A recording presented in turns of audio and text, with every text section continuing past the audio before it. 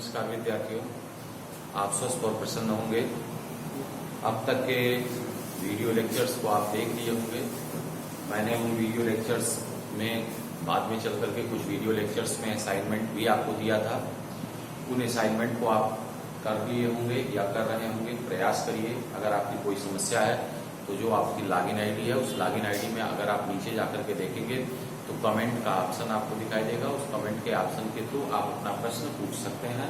जिस टीचर से आप प्रश्न पूछना चाहते हैं उसमें आप देखेंगे तो वहाँ आपको उस टीचर का नाम दिखाई देगा। आप उस टीचर को क्लिक करेंगे नाम पर और वो आपका प्रश्न वहाँ लिखेंगे और उस टीचर को भेजेंगे तो उस टीचर तक आपकी बात पहुँच जाएगी। तो एक बार आप अपने क्वेरी को उस माध्यम से देख सकते हैं। आज न्यूमेरिकल से थोड़ा सा आगे बढ़ते हैं और इस टॉपिक को आज पूर्णतः लगभग समाप्त करेंगे।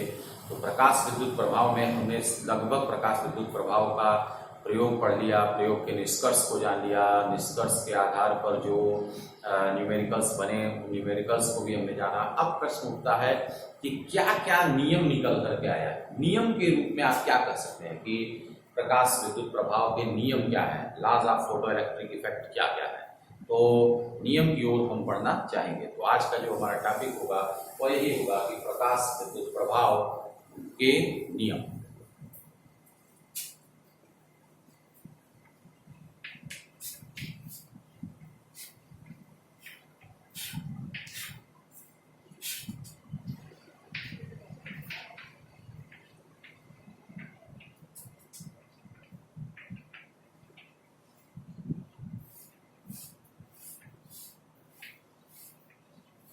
क्या क्या नियम हमारे पास अब तक की जानकारी में आ चुके हैं प्रकाश विद्युत प्रभाव के। तो पहला ही नियम जो निष्कर्ष में निकल करके सामने आया था वो ये आया था कि जो उत्सर्जित प्रकाश इलेक्ट्रॉनों की संख्या होती है वह आपतित प्रकाश की तीव्रता पर निर्भर करती है। आवृत्ति से उसका कोई भी लेना देना नहीं होता है। इसका मतलब आप कह सकते हैं कि जो उत्सर्जन की दर है, प्रकाश इलेक्ट्रॉनों की उत्सर्जन की जो दर है वह किस बात पर निर्भर कर रही है, आपतित प्रकाश की तीव्रता पर निर्भर कर रही है। और कैसे निर्भर कर रही है, तो के बढ़ने के साथ बढ़ रही है, मीन्स अनुक्रमानुपाती होगी। ठीक है। तो जो पहला नियम निकल करके आया वो क्या निकल के आया कि प्रकाश इलेक्ट्रॉनों के सतह से उत्सर्जन की दर आपतित प्रकाश की तीव्रता के अनुक्रमानुपाती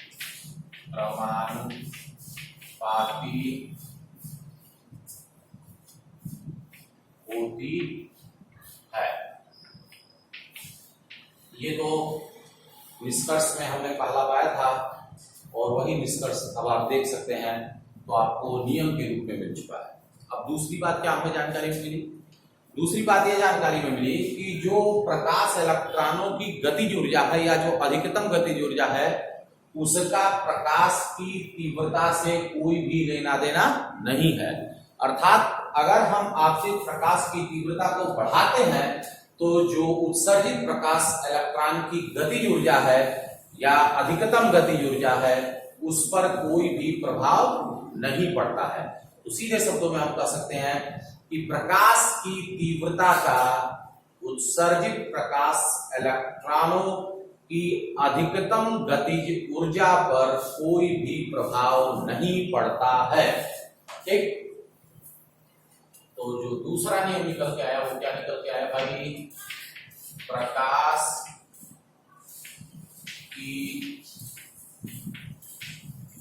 तीव्रता का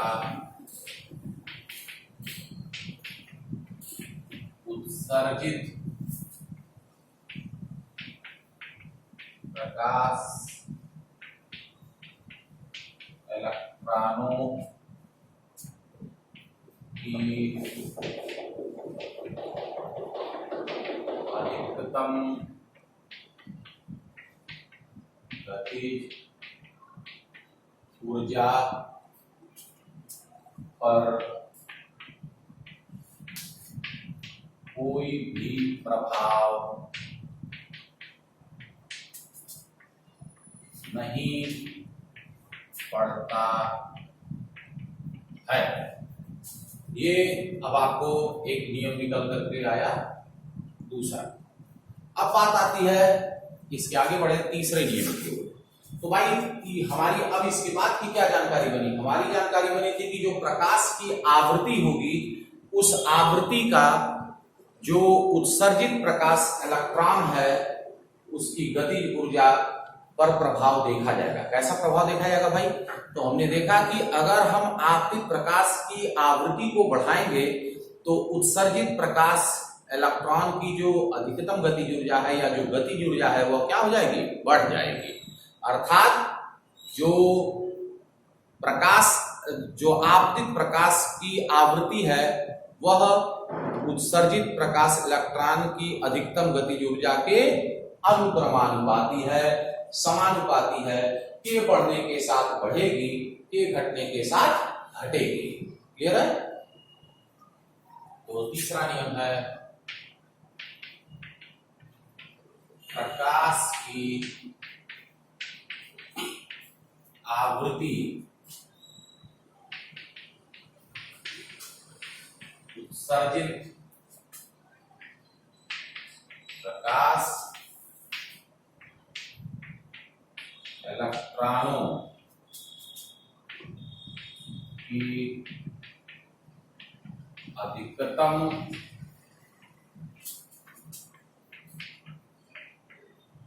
गतिज ऊर्जा के अनुक्रमानुपाती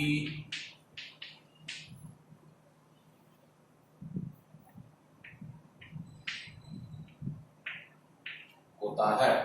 तो प्रकाश की आवृत्ति उत्सर्जित प्रकाश इलेक्ट्रॉनों की अधिकतम गतिज ऊर्जा के अनुक्रमानुपाती होती है। चलिए अब चौथे नंबर की ओर बढ़ते हैं। तो अब अगर निष्कर्ष में आप आगे देखें तो आपको एक विशेष प्रकार की आवृत्ति का एक नाम आपको मालूम चला था जिसका नाम उन लोगों ने रखा था दहली आवृत्ति। और परिभाषा के अनुसार यह जानकारी बनी थी कि दहली आवृत्ति से कम की आवृत्ति पर कोई भी प्रकाश इलेक्ट्रॉन उत्सर्जित नहीं होगा। अर्थात दहली आवृत्ति पर अगर आप कहें तो प्रकाश इलेक्ट्रॉन की गतिज ऊर्जा शून्य होगी क्योंकि प्रकाश इलेक्ट्रॉन बस निकल पाएगा और यह ध्यान में रखने की बात है। तो जो चौथा नियम है उसे आप कह सकते हैं कि जो दहली आवृत्ति से कम की आवृत्ति है उस आवृत्ति पर कोई भी प्रकाश इलेक्ट्रॉन किसी भी सतह से उत्सर्जित नहीं होगा। तो अब हम इस बात को कह सकते हैं कि चौथे नियम में कि दहली आवृत्ति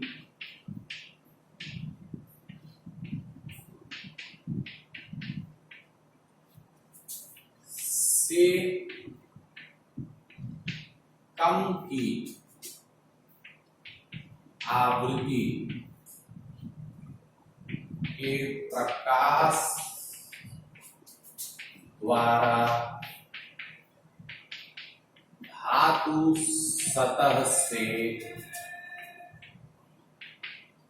कोई भी इलेक्ट्रॉन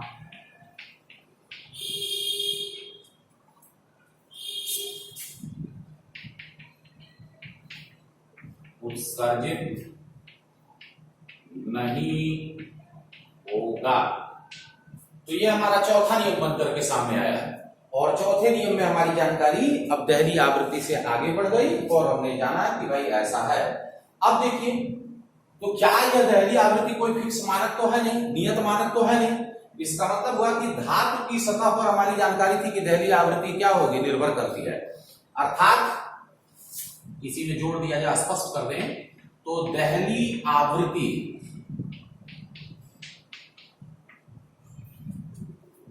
आवृत्ति जो होगी वो क्या होगी, हर एक धातुओं के लिए अलग अलग धातुओं के लिए भिन्न भिन्न होगी। ठीक, तो आप पाएंगे कि देहरी आवृत्ति जो है वो अलग अलग धातुओं के लिए भिन्न भिन्न होगी। इतनी बात तो हमारे पास मालूम चली। आगे बढ़े तो अब धातु की सतह की बात करें तो भाई धातु की सतह का क्या रोल देखा गया था। तो आपने जाना कि जो धातु की सतह है वह धातु की सतह का जब प्रकाश आपतित होंगे तो इलेक्ट्रॉन उत्सर्जन के बीच कोई भी समय नहीं लग रहा था। जैसे ही प्रकाश धातु की सतह पर पड़ रहा था, धातु की सतह पर फोटॉन के पड़ते ही, दैट इज प्रकाश के पड़ते ही तुरंत इलेक्ट्रॉन क्या हो जा रहे थे, धातु की सतह से उत्सर्जित होना शुरू हो जा रहे थे। मतलब there will be no any time lag between the incident photon and the emitted electron. किसी भी तरह से कोई बीच में समयांतराल नहीं था, कोई टाइम लैग नहीं था। ठीक है, तो हम यह जो आपका था समय पश्चाता, तो टाइम लैग नहीं है। क्लियर बात। तो धातु की सतह पर हम कह सकते हैं प्रकाश आपतित होने और इलेक्ट्रॉन उत्सर्जन।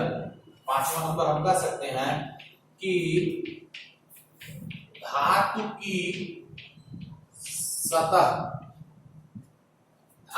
सतह पर प्रकाश आपतित होने और इलेक्ट्रॉन उत्सर्जन के बीच कोई भी क्या नहीं होगा, समय पश्चाता नहीं होगी। समय पश्चाता टाइम लैग नहीं होता है। तो अब यह याद रखिएगा, यह ऑब्जेक्टिव प्रश्न भी पूछा जाता है। एक इटसेल्फ एक ऑब्जेक्टिव प्रश्न आपके सामने बन चुका है, जिसमें आपसे कहा जा सकता है कि क्या प्रकाश विद्युत प्रभाव में प्रकाश के पड़ने और इलेक्ट्रॉन के उत्सर्जित होने के बीच की जो घटना होती है वह तात्क्षणिक होती है, मतलब वह तुरंत होती है कि समय लगता है। इस तरह की बात आपसे पूछा जा सकता है। तो अब आपको मालूम होना चाहिए कि कोई भी टाइम लैग नहीं होता है, एकदम क्लियर कॉन्सेप्ट होना चाहिए। तो इस तरह से ये 5 आपके प्रकाश विद्युत प्रभाव के नियम हैं। इसमें से पहला नियम आपको जानकारी में मिला कि प्रकाश इलेक्ट्रॉनों के सतह से उत्सर्जन की जो दर होती है, प्रकाश इलेक्ट्रॉनों के उत्सर्जन की जो दर होती है वो आपतित प्रकाश की तीव्रता के अनुक्रमानुपाती होती है। आपतित प्रकाश की तीव्रता का उत्सर्जित इलेक्ट्रॉन के अधिकतम गतिज ऊर्जा पर कोई भी प्रभाव नहीं पड़ता है। प्रकाश की आवृत्ति उत्सर्जित प्रकाश इलेक्ट्रॉनों की अधिकतम गतिज ऊर्जा के अनुक्रमानुपाती होती है। देहरी आवृत्ति से कम की आवृत्ति के प्रकाश द्वारा धातु सतह से कोई भी इलेक्ट्रॉन उत्सर्जित नहीं होगा। देहरी आवृत्ति अलग अलग धातुओं के लिए भिन्न भिन्न होगी। पांचवा आप देख सकते हैं, धातुओं की सतह पर प्रकाश आपतित होने और इलेक्ट्रॉन उत्सर्जन के बीच कोई भी समय पश्चाता नहीं होती है। तो ये अब आप कह सकते हैं कि औपचारिक रूप से एक तरह से प्रकाश विद्युत प्रभाव के बारे में हमारी जानकारी बनी। हमने अब तक प्रयोग देखा, निष्कर्ष देखा, न्यूमेरिकल देखा, उसके बाद नियम को जान लिया। अब प्रश्न उठता है कि हम आइंस्टीन की थियरी की ओर बढ़ें। प्रकाश विद्युत प्रभाव पर आइंस्टीन की जो थियरी है उस थियरी की ओर हम बढ़े, लेकिन उस थियरी पर बढ़ने के पहले हमें फोटॉन से थोड़ा सा और अधिक परिचित होना पड़ेगा, ताकि हम फोटॉन शब्द से जितना ही परिचित होंगे, और फोटॉन शब्द का मतलब सीधे हम कहें कि प्रकाश का क्वांटम सिद्धांत। तो अगर प्रकाश के क्वांटम सिद्धांत से हम थोड़ा परिचित होना शुरू हो जाएंगे तो हम पाएंगे कि हमारा काम इजी हो जाएगा। और साथ ही साथ जब हम फोटॉन के बारे में जानेंगे तो फोटॉन की ऊर्जा, फोटॉन का संवेग, फोटॉन का रेस्ट मास और इन सभी बातों को देखेंगे तो वहां से हमें न्यूमेरिकल भी मिलेगा। ठीक है, तो हम अगला टॉपिक को शुरू करते हैं।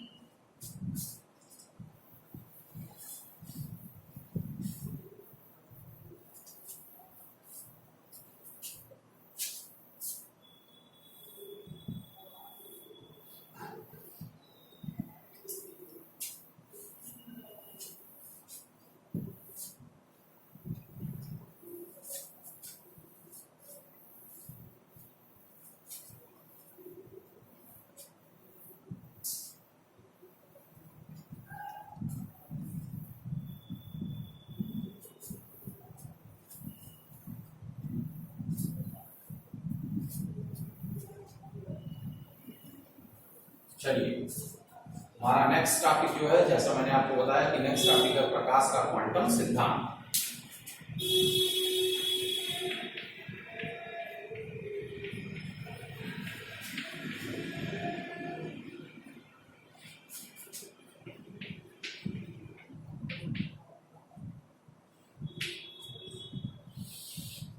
तो प्रकाश का क्वांटम सिद्धांत, अब इस क्वांटम सिद्धांत की ओर हम बढ़े तो क्या कहा गया इसमें, तो सीधे तौर पर कहा गया प्रकाश, बहुत संक्षिप्त जानकारी के रूप में हम मोटी मोटी जानकारी बनाते हैं ताकि हमारा पॉइंटेड फॉर्म में नॉलेज रहे। तो प्रकाश के क्वांटम सिद्धांत में कहा गया कि भैया जो प्रकाश है वह ऊर्जा के छोटे छोटे बंडलों का समूह है, और यह ऊर्जा का छोटा छोटा बंडलों का समूह जब माध्यम में आगे की ओर बढ़ता है तो हम कहते हैं कि प्रकाश माध्यम में संचरित हो रहा है।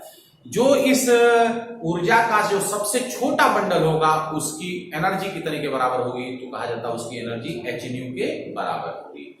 इस hν के मल्टीपल में, मतलब गुणांक में जो ऊर्जा के बंडल है उनकी ऊर्जा बढ़ती है, न कि हाफ hν, मतलब 1/2 hν हो पाएगी। इसका मतलब साफ तौर पर जान लेने की जरूरत है कि hν से छोटी ऊर्जा का बंडल संभव नहीं है। तो अगर हम कहें कि कोई एक फोटान है जिसकी आवृत्ति न्यू है और प्लांक नियतांक h है, तो उसके लिए जो ऊर्जा होगी वह कितने के बराबर होगी, E = hν। तो यह फोटान की क्या है, ऊर्जा है। क्या है, फोटान की ऊर्जा, energy of photon, that is E = hν। अब प्रश्न में आगे बढ़ता है कि फोटान का संवेग क्या होगा। तो आप जैसा कि जानते हैं कि ऊर्जा और संवेग का जो संबंध होता है वह सीधे सीधे हमें जानकारी कि P हमारे पास जानकारी E/c होता है। तो आप देख सकते हैं कि जो फोटान का संवेग है और ऊर्जा के बीच का संबंध है P E/c होता है। अब P E/c जब होगा तो P E/c होने से आप देख सकते हैं कि ऊपर ही लिखा हुआ है, इस तरह से आप पाएंगे कि यह बन जाएगा hν/c। तो यह क्या है, फोटान का संवेग। अब प्रश्न उठता है कि रेस्ट मास और रेस्ट मास में थोड़ा सा अंतर होता है। तो रेस्ट मास जिसे आप कहते हैं विराम द्रव्यमान, तो फोटान का जो विराम द्रव्यमान है वो कितने के बराबर होता है, तो कहा जाता है 0 माना जाता है। तो विराम द्रव्यमान इसका भाई फोटान का क्या होता है, 0 होता है। तो इस तरह से आप देख सकते हैं फोटान की ऊर्जा के बारे में जानकारी आपकी बन गई, E = hν। फोटान का संवेग आपको जानकारी में मिल गया, P hν/c। फोटान की जो रेस्ट मास है वो रेस्ट मास कितना मिल गया, 0। फोटान की अब प्रश्न गतिज ऊर्जा कितने के बराबर होती है, तो गतिज ऊर्जा कितनी हो जाएगी भाई, तो hν/c², अगर इसको लैम्डा में लिखे तो जब आप देखो hν/c² से वहीं से मैं निकाल करके आपको दिखाऊंगा ताकि वेवलेंथ के टर्म में, तरंगदैर्घ्य के टर्म में आपका कॉन्सेप्ट बन जाए। तो फोटान की गतिज ऊर्जा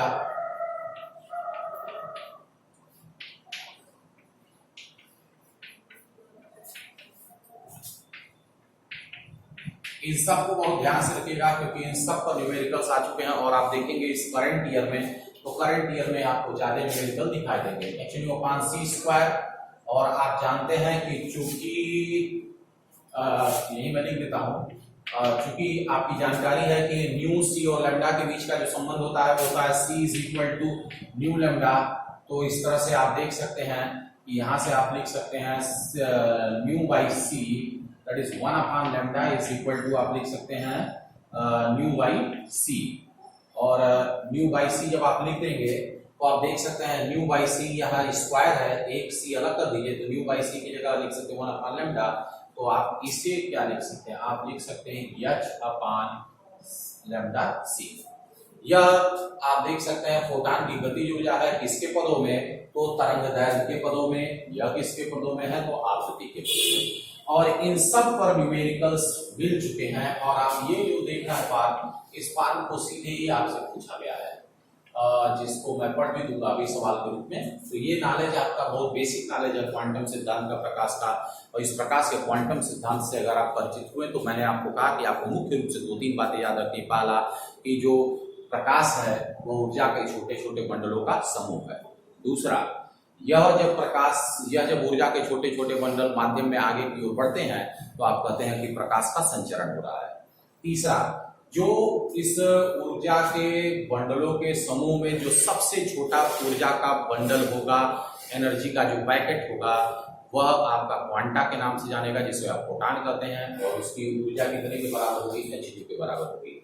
अब इसी hν के गुणांक में क्या होगा? ऊर्जा के बंडलों की ऊर्जा बढ़ती हुई जाएगी और हम उसके बाद उसको देखेंगे। जैसे अब hν है तो इसके बाद 2hν मिलेगा, 3hν मिलेगा, 4hν मिलेगा।